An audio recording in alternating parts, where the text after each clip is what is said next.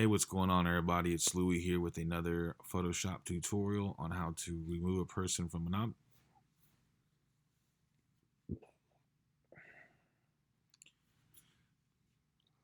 Hey, what's up, everybody? It's Louie with another Photoshop tutorial, and today what I'm going to show you is how to remove a person from an image and replace the background with a different one. So let's go ahead and get started. I've already got two images that I want to go ahead and use. Both images are pictures that I took, and one of them is of the city of Houston and the other is a picture of myself. So um, what I'm going to do is use this right here as my background, and I'm going to use this picture to remove myself out of this. So to go ahead and get started, we're going to use the quick selection tool. Click on that, and this is a really great tool because um, as you see right there, I just clicked one time on my body and it already knew based off of the colors and the lines of my body, which contrast so well against the background, that all of that was one solid image. Um, this is going to be harder to do with different types of images, depending on if there's hair involved or if there is looser clothing than what I've got on. I was wearing a tracksuit, sweater, and sweatpants that were pretty smooth as far as not having too many um, loose threads or anything like that. So it makes it a lot easier to select the image. So what I'm doing right now is I'm just hitting Alt or Option on a Mac and just looking for any areas that I feel that should not be selected, and then also looking for areas that are not selected that I can select to get a cleaner image altogether. And you see how the black and yellow from my shoes are such a contrasting difference in color. Um, it Photoshop is really smart, but it just doesn't know that those are part of the same shoe, those colors. So I'm just selecting uh, those items here. And this is going to be a quick and easy way to do this. But once you have everything selected, you can go to select and mask and play with that a little bit. The easiest way for me to do it is to just hit Command J or Control J, and that's going to make a duplicate layer of just what is selected. In this case, it was just me.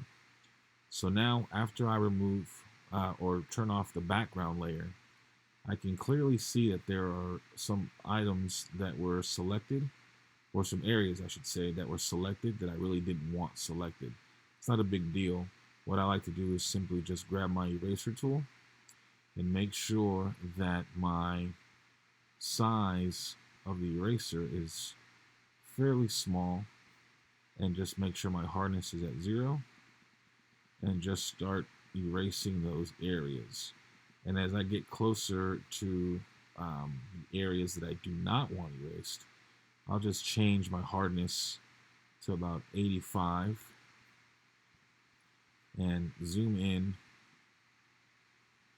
and I'm just going to simply just erase those areas some more and make this eraser tool just a little bit smaller.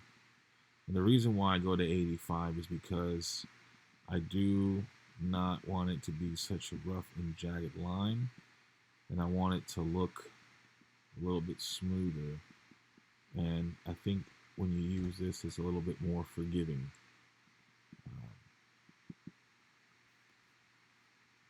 So, and just erasing these areas here, a little bit under here. And this isn't always perfect when you use a quick selection tool, but you can always go back and do this till you're satisfied. For the sake of this video, I'm just going to leave it as is and get going to the next portion, which is I'm going to just click here on the move tool, and I'm going to click on myself and drag it up here to the next layer, and I'm going to drop myself off right there. Now I'm going to go to fit on screen, and you'll notice that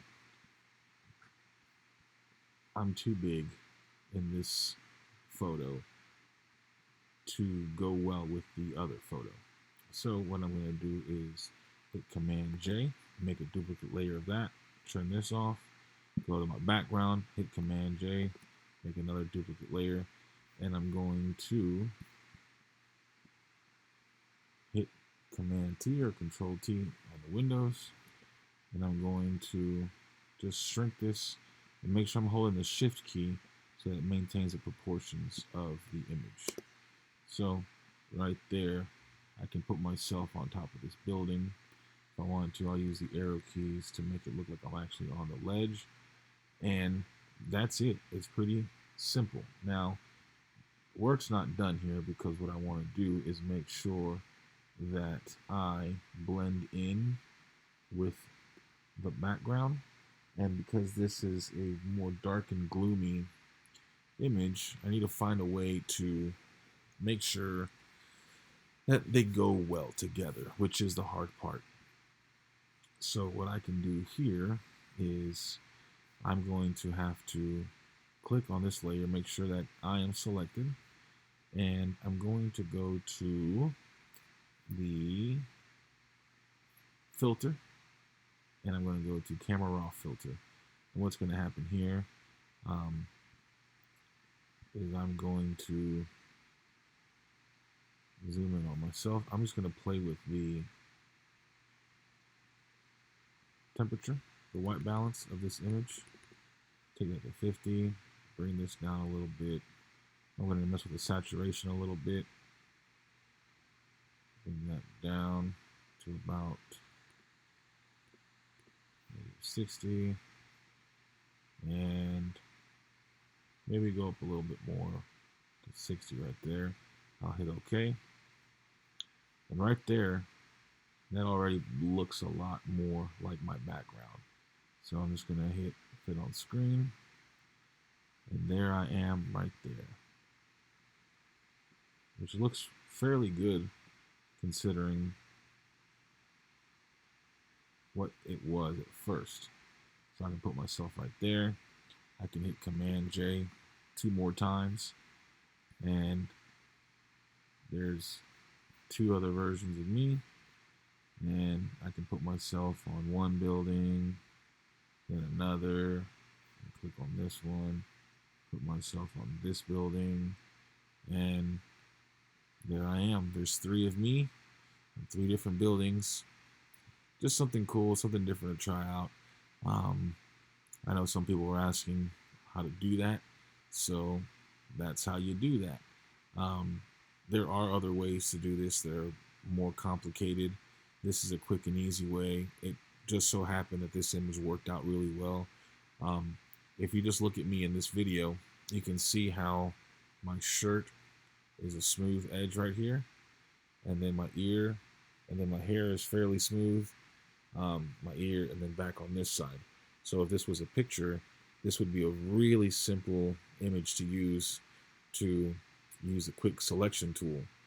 But if I had it more like my beard like this here, that makes it more complicated, because you have to use the refine edge tool to kind of get some of the light out from in between the hairs. Very difficult to do with people who have long hair. Curly hair especially is very hard. But if you have simple lines like this right here, or a person with a bald head, or somebody wearing a hat, it makes it a lot easier when you have those things to use a quick selection tool and use that instead of having to use other methods. Another method you could use is the pen tool, and I'm going to turn this back on here. And the pen tool is cool. It is just very time consuming, and it is more precise. And what you have to do is you have to click at each point where you want the path to go. once you get to a curved area, like in this part right here, you can click here. And as you click, don't let go, just hold it. And you're going to have to move this right here to try and get the curve right. Now this one isn't going to work too well because there's multiple curves within that curve, if that makes sense. But you could let go and just hit Option and click on the last part that you held. Bring that back to there.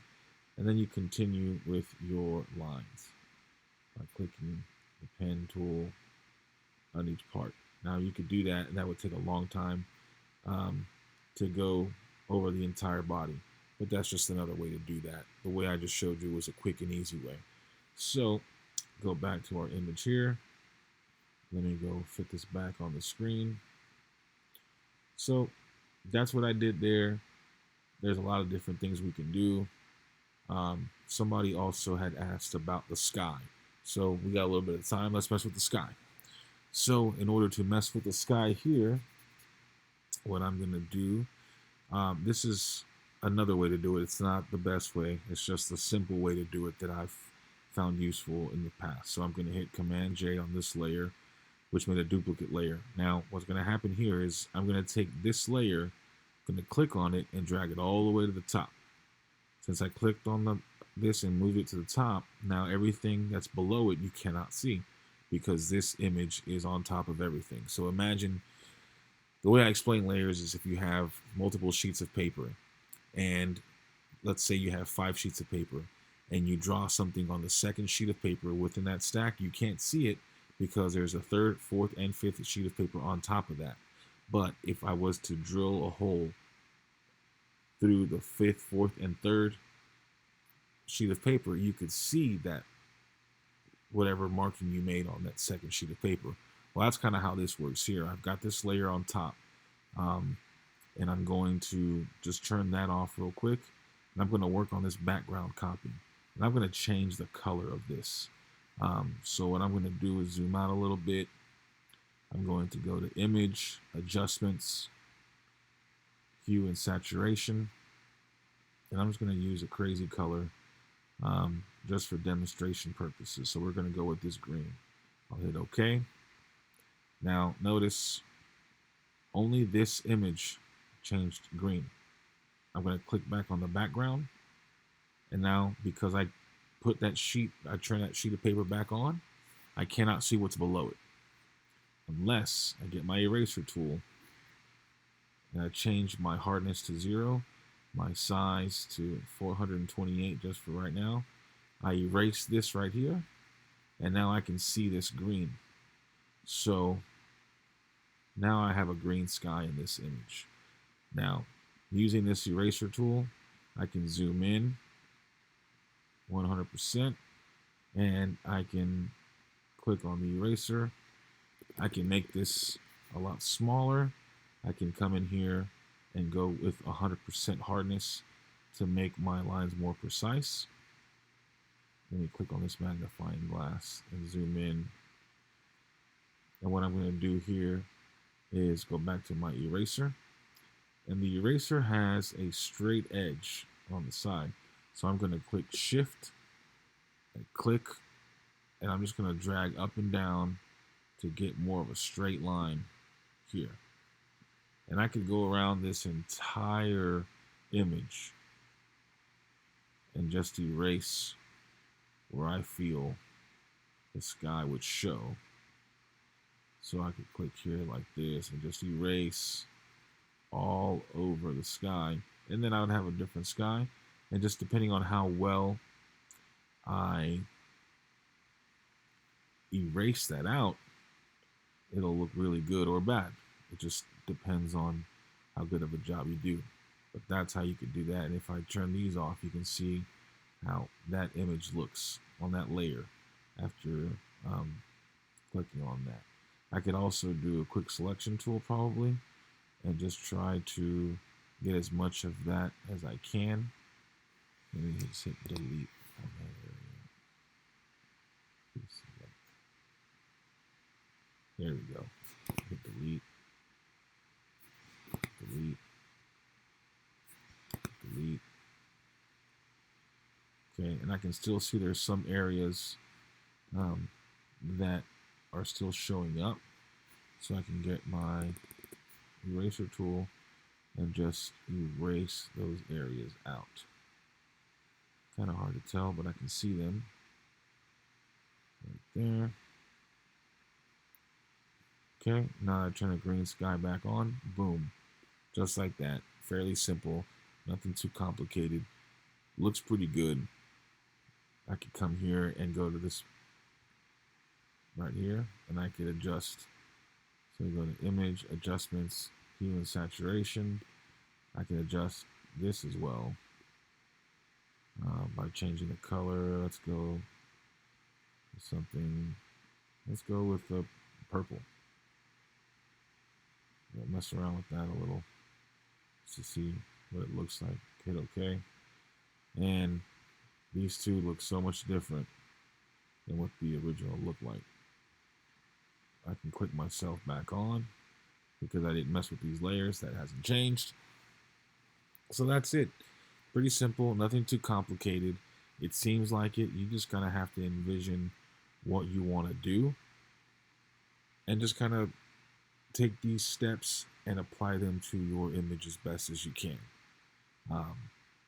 As always, please feel free to comment, ask any questions, leave a review if you want to, subscribe. Don't subscribe, doesn't matter to me. I just hope that somebody can watch this and learn something they didn't already know. So there's that. And we'll see you next time. Hope you guys have a good one. Peace.